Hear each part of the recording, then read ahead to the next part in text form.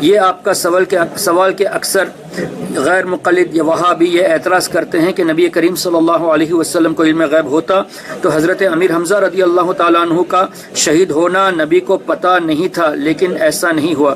دراصل یہ سب مس کوٹیشنس ہے۔ اللہ کے رسول صلی اللہ تعالیٰ علیہ وسلم کو اللہ تعالیٰ نے وحی کے ذریعے علم غیب عطا فرمایا اور ڈائریکٹ الہام کے ذریعے بھی علم غیب عطا فرمایا۔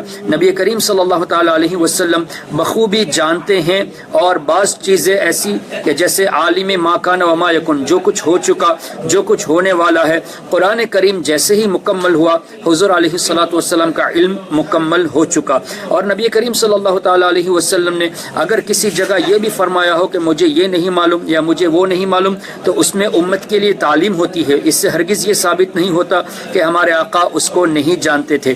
بالفرض اگر مان بھی لیا جائے کہ اس وقت ہمارے آقا صلی اللہ علیہ وسلم کی خاموشی سے یہ پتہ چلتا ہے کہ ان کو اس وقت اس چیز کا علم نہیں تھا، تو بھی قرآن کریم کی اس آیت کریمہ وَعَلَّمَكَ مَا لَمْ تَكُنْ تَعْلَمْ، اللہ نے فرمایا اے حبیب جو کچھ آپ نہیں جانتے تھے ہم نے آپ کو سکھا دیا۔ اس آیت کریمہ کے بعد کوئی بھی ایک ایسا واقعہ نہیں بتا سکتا جہاں حضور علیہ الصلوۃ والسلام نے خاموشی اختیار کی ہو، جیسے کہ میں اس کا جواب نہیں جانتا۔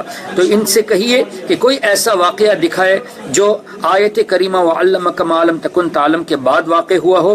یہ قیامت آ جائے گی انشاءاللہ، ہرگز ایسا کوئی واقعہ نہیں دکھا سکتے۔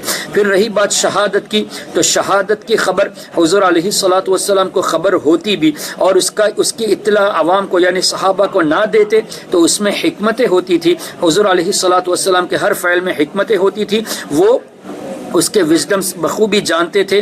اور کئی واقعات اس طرح کے ہوئے کہ نبی کریم صلی اللہ علیہ وسلم جانتے ہوئے بھی خاموشی اختیار کیے تاکہ وحی کے ذریعے اس بزرگ شخصیت کا اور مقام لوگوں کو سمجھ میں آئے۔